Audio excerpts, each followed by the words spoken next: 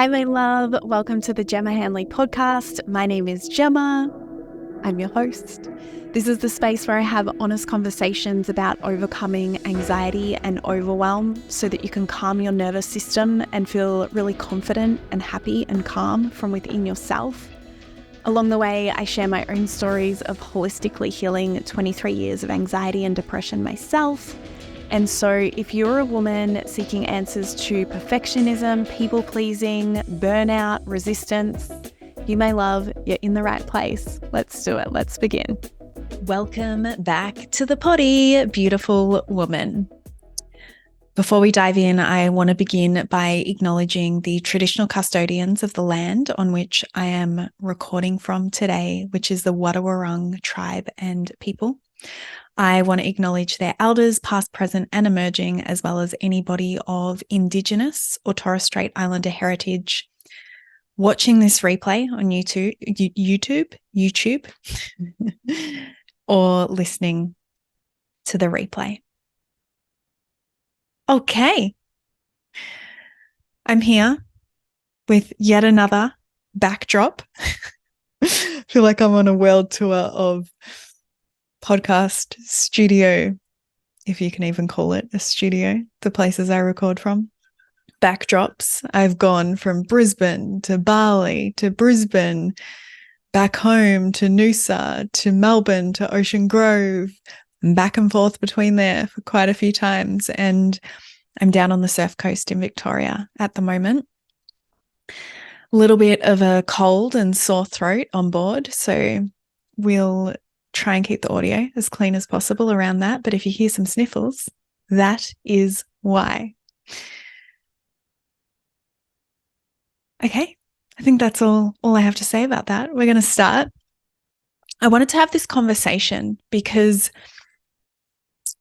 over the last 5 years of coaching hundreds of women in the space of anxiety and their mindset, and living through 23 years myself of chronic anxiety and panic attacks and overwhelm and stress and a life that was really ruled by fear, I came to discover that there's really two categories. There's only two categories or sources that all overwhelm, fear, anxiety, and stress fits into. I see this to be a really powerful and important conversation because when we are in one of those states, as a woman, if we're feeling really overwhelmed, inherent in that is often we can't pinpoint what the root problem is or what the root cause is or what specifically is causing that to show up in the day to day. And no matter how hard we try and what we focus on, it doesn't seem to shift or change. It continues to show up, right? And so when we can get clear on, okay, where is this actually coming from and why is this showing up? Immediately, there's a little bit of relief that can be felt and there's a little bit of hope that begins to grow. And another word for that hope in my experience is believability of, oh my gosh, okay, I can see this in a way I haven't seen it before. This feels believable. It feels a lot clearer now. And so it also feels more likely that there's going to be an approach to move through this and resolve it. That's where we're going to go with the conversation today. What are these two categories or what are these two sources that every single instance of overwhelm, fear, anxiety, stress fits into? So the first is suppression anxiety. And you can exchange that word out for overwhelm, fear, stress, but I'm going to stick with anxiety. So suppression anxiety. And this is the instance where we find ourselves, whether we notice it or not, pushing down, ignoring, refusing to be present with, rejecting, unable to accept different parts of who we are. So different expressions that are coming up that might be, for an example, an emotional reaction, or it might be something that feels really true for us, but it's not convenient. It's not part of the plan that we've had for our life. It doesn't fit in with where we find ourselves and where we've worked so hard to be. So maybe we've invested in studying or in a career. Maybe we're years and years down the path investing in a relationship, and these truths that are trying to come up from within us, so truths of our heart, truths of our intuition, aren't convenient, or perhaps, we have this idea that it's not okay for us to express this way. If we express this way, it means we're weak, we're unintelligent, there's something wrong with us, we're broken. Yeah, that we would be letting someone down, that we're a disappointment or an embarrassment, that it's something to be ashamed of. Yeah. But basically that there's a piece within us that isn't acceptable. It's not good enough. Yeah. It doesn't fit with the facade or the perception that we're wanting to put out into the world, where we know we would be accepted, or we know that we're lovable because we have a blueprint of that so far. And so whether we realize it or not, these pieces that are very true from within us are being shoved back down, suppressed, rejected, ignored in a bid to keep us safe. Yeah, because we don't have a blueprint or a proven record of what would happen if we were to express through them. And this is when we're aware of them, right? There's also so many pieces to our truth that we're often suppressing without even realizing it. These pieces come from two places. Yeah, the parts of us, the parts of our true authentic self that we're suppressing comes from one of two places. The first is from our childhood imprints. So that includes the significant emotional events or traumas that we were exposed to in those imprint years of 0 to 7 years old, and significant events that have happened since then as well, but particularly and especially that 0 to 7 years old, which we can be very good at. Another word for suppressing is blocking out. Yeah. As a protective mechanism to keep ourselves safe. As a not so useful approach to combat the feeling of overwhelm, because we don't know what to do with it if we were to allow that to come up and express and be talked about. Yeah, so in our best efforts to reach our full potential, we say no to that piece. You're not allowed to be here. You're not welcome here. Yeah. And as a child, some of our highest needs or desires, and if I was to express them in a childlike language, are love me, keep me safe, protect me, pick me. Yeah, pick me for your team, play with me, choose me. And so any instances in that imprint stage of 0 to 7 years old where we have factually had experiences where other than that has happened.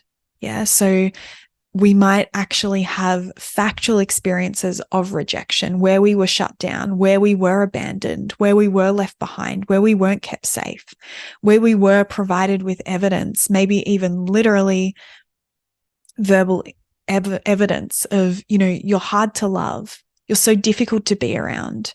You're so annoying. Yeah.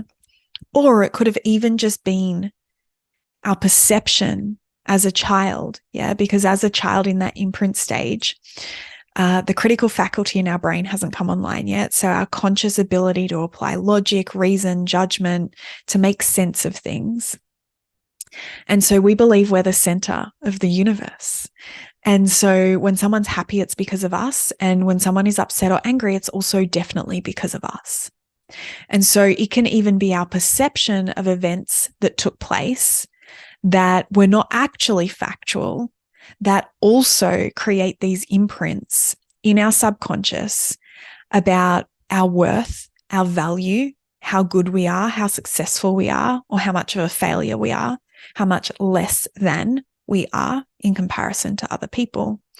And those, if those go unresolved and unnoticed, will literally still be playing out in our adult years. Yeah. And so you may have heard me share before on the podcast that it can take a few seasons and cycles as an adult of trying to figure it out from a logical perspective, from a strategy perspective. I must need a better plan. I must need a better strategy. I must need more motivation. I must need to be less lazy. And then life will become easier and I'll get what it is that I'm after and I'll be able to achieve that goal. We need a few runs at that on the board with nothing changing before we actually realize as an adult, hang on a minute, there must be more to this, right? And so those traumatic events or those significant emotional events from our imprint years in our childhood are stored in our subconscious. Yeah. And they continue to rule and determine what we feel as if we can and cannot access as an adult. Yeah. So that's one of the places suppression anxiety comes from, is we'll either be aware of that or we won't be, but we're not looking at it. Yeah. It's continuing to be shoved down. When we go after something that it is that we want, whether it's a promotion, whether it's a relationship, whether it's a sporting goal, whether it's a financial goal, and we just don't feel like we can follow through. It's this feeling of fear or this feeling of wild, intolerable uncertainty. And one of the ways I explain it is almost like you're feeling magnetically drawn in the opposite direction of where it is that you want to go or need to go, or the thing that you need to do or action to be able to have what it is that you want, right? Because there is this inbuilt reactive response in the nervous system of fight, flight, flee, or fawn. Yeah.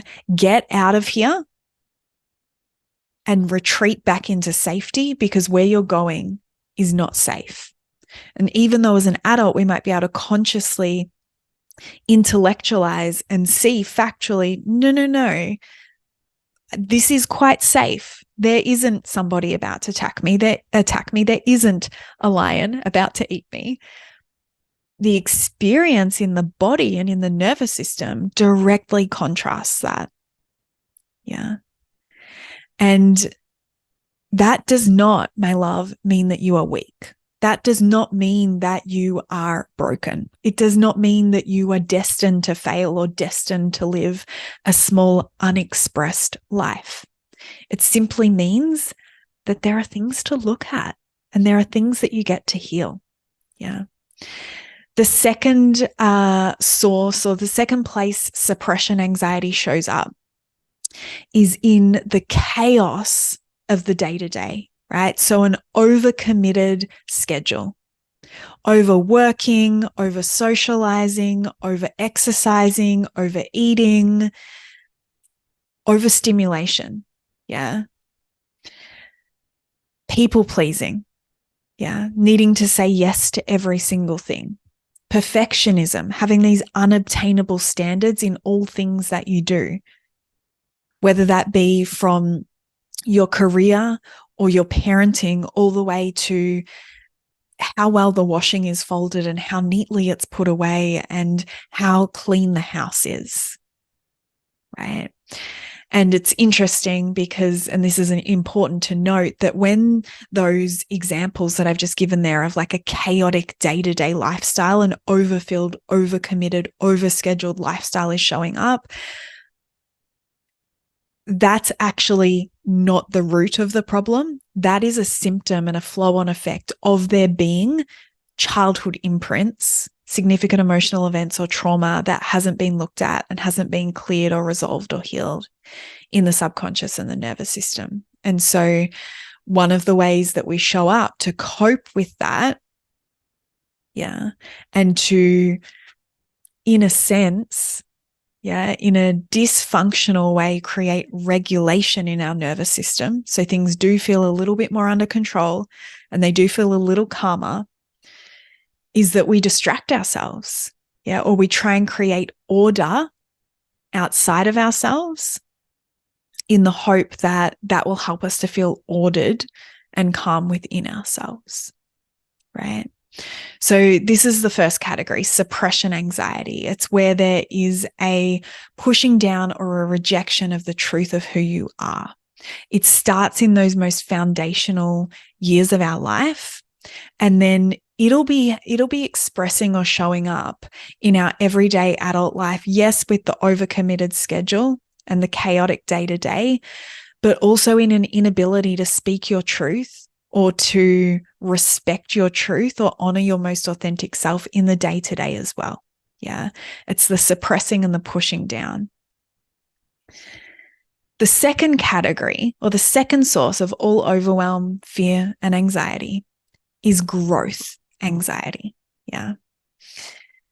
We're gradually weaving all this together. I'm excited for this conversation. It's very, very powerful when you understand this. Yeah. Even before you've lent in or taken a step toward looking at, okay, what is it that I'm suppressing that is producing anxiety? Yeah. Simply understanding these concepts moves you into so much more power around the experience that you're having. Yeah. And then how to go about working with what it is that's being suppressed. So the second category is growth anxiety. And this is where we step out of our comfort zone. Yeah. And we start leaning into our goals, our desires, our vision for life. And when we step out of our comfort zone, it becomes uncomfortable. It's uncertain in nature, right?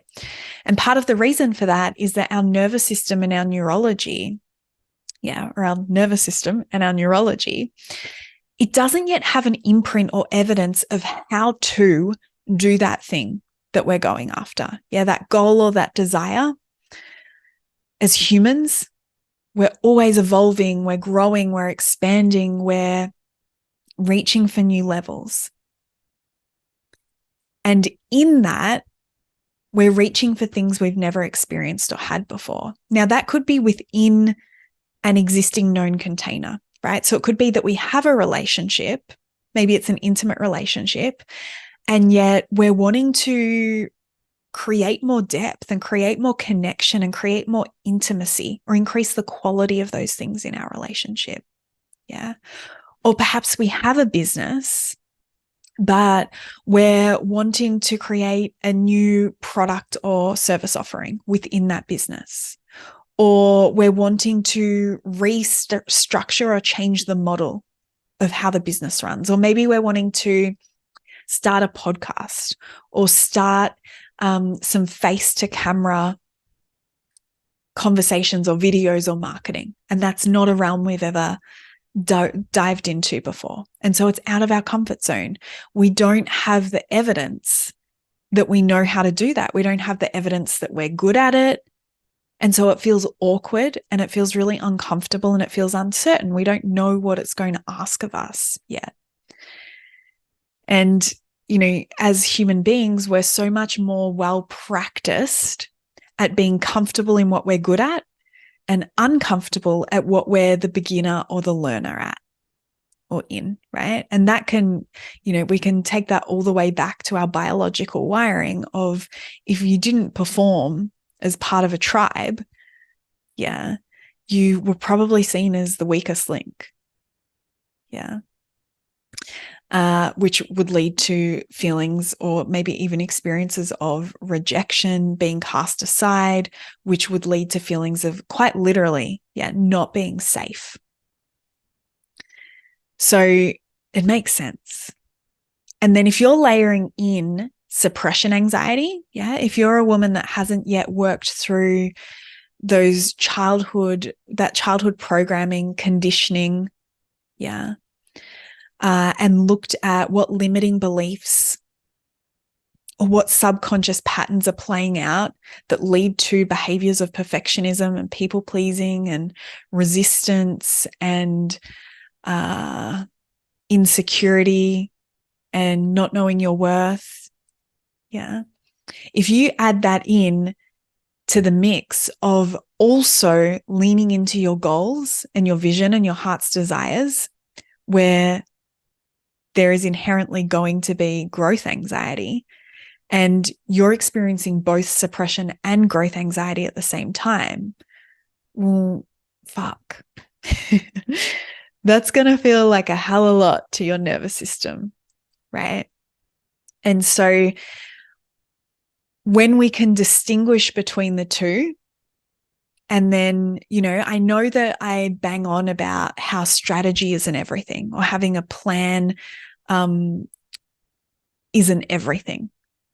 But it is half of it. We definitely need it. And so when we can see and use a strategy like this to distinguish and understand the difference between suppression anxiety and growth anxiety, that's very helpful in us being able to pinpoint, okay, where is the best use of my time, my energy, my love, and my attention right now in understanding what is causing and triggering my experience of overwhelm, fear, stress, anxiety, and where the starting place is for actually being able to respond to that rather than continuing to reactively live out of it and create a life out of it.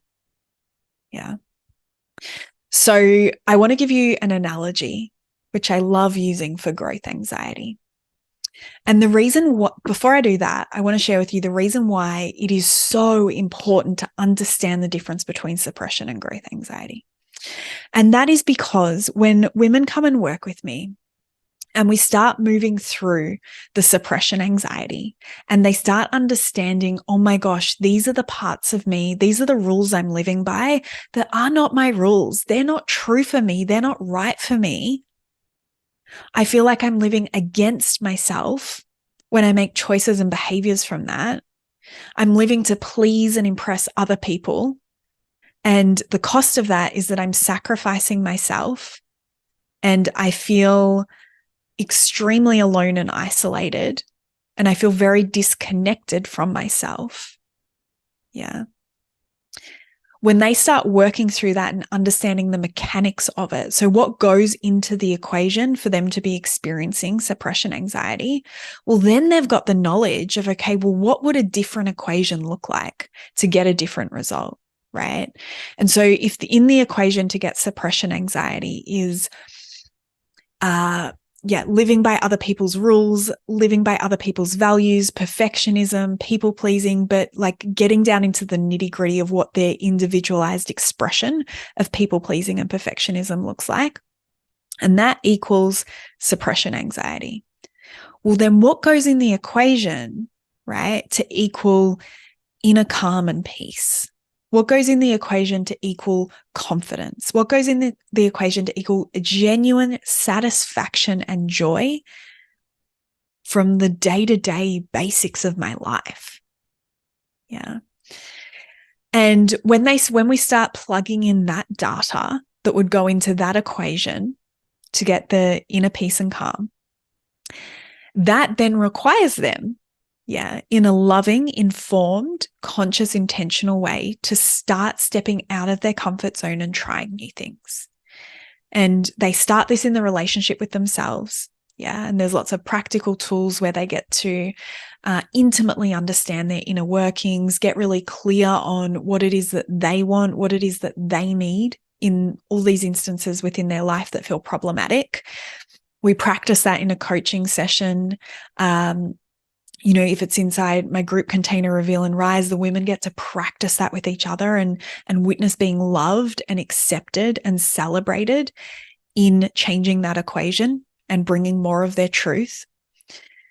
And then when they're ready and when they feel comfortable, they begin to start taking that into their world outside the coaching space and outside the relationship with themselves, right? And that's then putting them onto what I call the field of growth anxiety. And so what can happen, and this was so true for me, like insanely true for me, is that I went from this experience of, okay, I'm feeling so anxious because I'm literally living against myself. I'm going into battle with myself every day. I'm trying to be perfect and live from these standards that are not even humanly possible.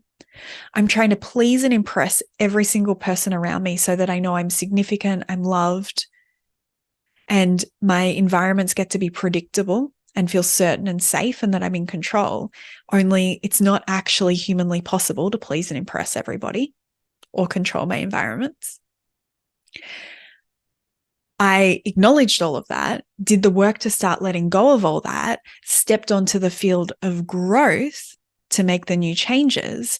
And all of a sudden, I'm having very similar, and without knowing this concept, I would have said the same pain showing up in my life. Hang on a minute. I was overwhelmed. I was fearful and scared. I was stressed.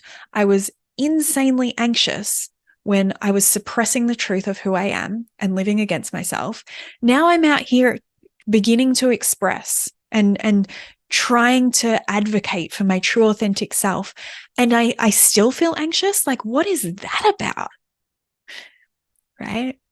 And so I had to learn, okay, there is a difference between these two different sources or types, categories of anxiety. And without being able to distinguish between the two, it would have been really easy for me to give up. It would have been really easy for me to say, well, you know what? I'm bloody anxious when I suppress and hide parts of myself. And I'm bloody anxious when I try and be my true self as well. So what's the point? I might as well stick to what I know. Right? And so that's why it's so important to understand that whilst both will stimulate the nervous system and have you feeling overwhelmed, fearful, stressed, anxious, they are not the same expression. Yeah. And in the space of growth anxiety, where you're stepping out of your comfort zone, you're stepping into a space where something begins to become known. Yeah, you get to shift from being the beginner and the learner.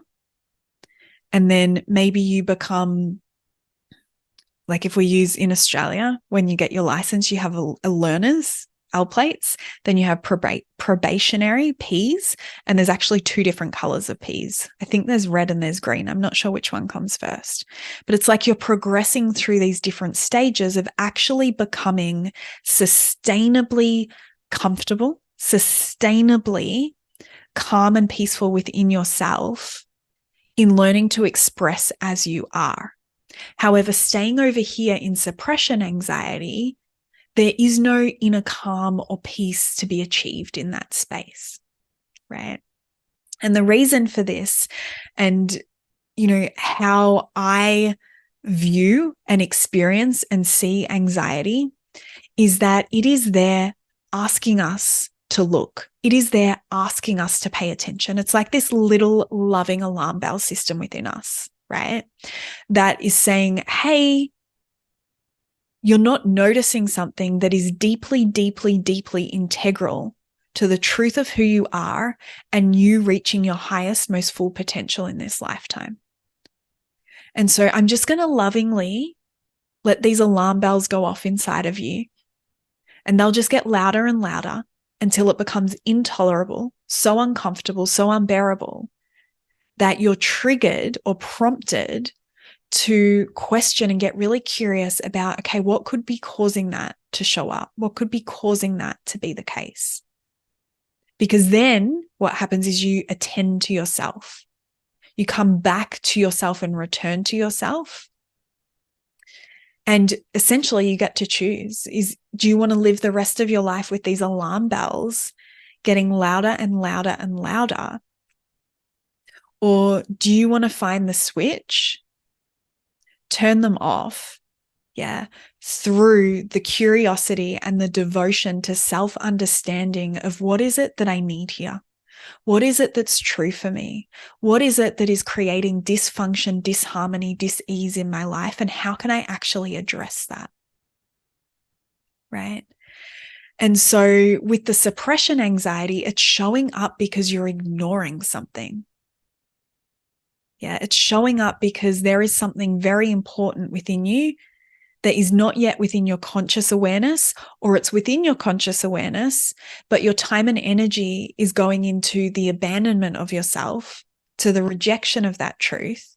And it's being poured into distracting, avoiding, numbing, which is actually nothing to be ashamed about. Yeah. It's something that we get to look at, and it's a protective and safety mechanism. Yeah, this feels painful. I don't know what to do with it. Let me just mute it through scrolling on screens and buying more material items and getting the dopamine hit from those things, through eating as much food as I possibly can so that I'm distracted and so that I'm self-soothing and numbing in that way. Yeah, maybe it's alcohol. Maybe it's over-exercising. Maybe it's gossiping. Yeah, maybe all of your conversations are actually filled with talking about other people because you're so disconnected from yourself that you're not able to have really deeply fulfilling and rich and nurturing conversations about who you are and what lights you up inside and what you're excited about. And none of that is wrong. My question would be, how fulfilling is that? Yeah. And where is that maybe limiting you from living and experiencing more of what it is that you want? Right. And so the suppression anxiety, it's there on your team. It wants more for you. Yeah. When we suppress, the body expresses on our behalf. And one of the ways that it does that very, very well is through the experience of anxiety. Yeah. When it comes to growth anxiety,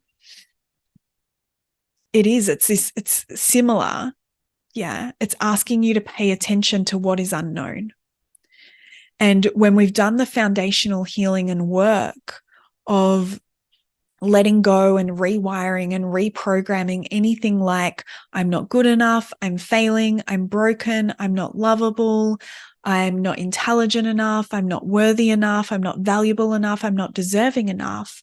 And we've replaced that with, oh, okay, actually, I'm brilliant, I'm capable, I'm intelligent, I'm beautiful, I'm amazing, I'm actually freaking phenomenal.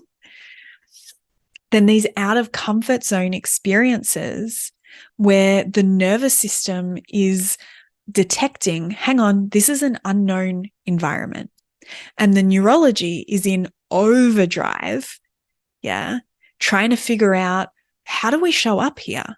And what's our role here? And what's the next best move here? And how do we survive here? Yeah. That is far more tolerable and easier to nurture when that foundational belief is that we're capable, we're worthy, we're able to move through this, even though it is uncomfortable, right? Another reason why the growth anxiety shows up is we might be clear on the direction we're wanting to take our life. And we might be clear on what feels like an overall authentic, true expression that lights up every cell within our body. It's feeling really good. The route that we're choosing to get there will sometimes be misaligned. Yeah. So we can arrive at the same destination in so many different ways. And each route that we choose to take will be heavily determined by our values. So what's most important? What do we stand for? What feels like integrity to us? What feels like alignment to us? And so one of the things one of my trainers said to me that has stuck with me very strongly is that for anxiety to be present, yeah, and I would say particularly in what I've defined as this growth anxiety category, for it to be present beyond the nervous system and the neurology, like detecting and figuring out what is this new environment, is perhaps the route that we're taking is not in line with what our values are. Yeah. Or there's some bigger questions or some bigger considerations, like broader considerations, as opposed to a more narrow focus or narrow-minded approach that can be looked at as well. So I want to come back to this analogy, the field analogy. So I want you to imagine like a football field or a soccer field. And so there's goals at each end of the field. And when we're moving into a new season of life, when we're very intentionally and consciously Or it might also be that life presents us with circumstances where we have to adapt, right? Maybe a change that was unexpected, like the loss of a loved one, or maybe a redundancy, or maybe the unexpected arrival of a child, is part of what you're navigating. Then what is happening is this brand new field of growth is appearing in front of us. And we're being asked by life, God, source, spirit, to step onto that field and learn. To take our consciousness and to evolve and expand to a new level. And there's that saying that is oh so relevant of another level, another devil. Each time we do elevate and expand and evolve, there will be some lesson, as part of that. And so we're stepping onto this field, and what it actually feels like is, oh, I've never played in this team before, so we don't have a rhythm. Oh, we're playing with a ball that maybe it's like a rocket ship shaped ball. I don't know. I've never seen a ball like this before. I've just stepped on the field. I don't even know which end my team's goal is at. And so, to expand on this analogy a little bit, it's like you're being kicked the ball and you drop it, but you haven't realized yet that when you drop it, you can actually bend down and pick it back up and keep playing on. Or you've been tackled by an opposition player and you've been tackled to the ground, and you're just learning, okay, oh my gosh, when I'm tackled to the ground, I can actually stand up again. And when you realize that you're in the mess and you're in the hard and you're in the chaos of learning something new and of this game, and you're covered in mud, it's not going to stay that way, because at the end of the game, or maybe even at halftime, you can jog off to the change rooms and you can shower off if you want to. And you get to regroup. And so that's what it's like when we're leaning into a new experience. We're leaning into one of our heart's desires or a new stage of our life vision. It's like this field appears that we've never played on before. It's like foreign territory, and we're just trying our best to figure it out and survive. And it doesn't matter how many training sessions you might have turned up to or how well you've warmed up on the sidelines. It's not until you take that step over the boundary line and get onto the field that you can actually get the experience and acquire the skills and the knowledge, the nervous system experience and expansion and regulation, and the neurology up level that's required for you to move towards this beginning to feel like your new normal. And there's some different stages we move through in that, right? So there is our nervous system and our neurology will move through unconscious incompetence, where we might not even be aware of what it is that we don't know. We couldn't put language to it. We couldn't name it. We might not have even seen it yet. And that can be instances where we feel like something just pops up out of nowhere, or it's like getting a punch to the back of the head. There's been times in business for me where retrospectively, I've been able to see, oh, of course that was going to happen. Of course it was going to take that long. Of course it was going to cost that much. Of course it was going to ask me to show up in this different way that I'd never shown up before, right? But prior to that, I'd been ignorant, and that's not through any fault of our own at that stage. It's just we haven't been exposed to an environment that shows us there are things that we don't yet know, right? So there's unconscious incompetence. Then we move into conscious incompetence, right? We're aware of what it is that we don't know. And this is the most uncomfortable, difficult stage that we can be in, right? Where we can see all the things that we're not skilled at, all the things that we're not an expert at, all the questions that we don't have answers to, right? And that can feel like a real uphill battle.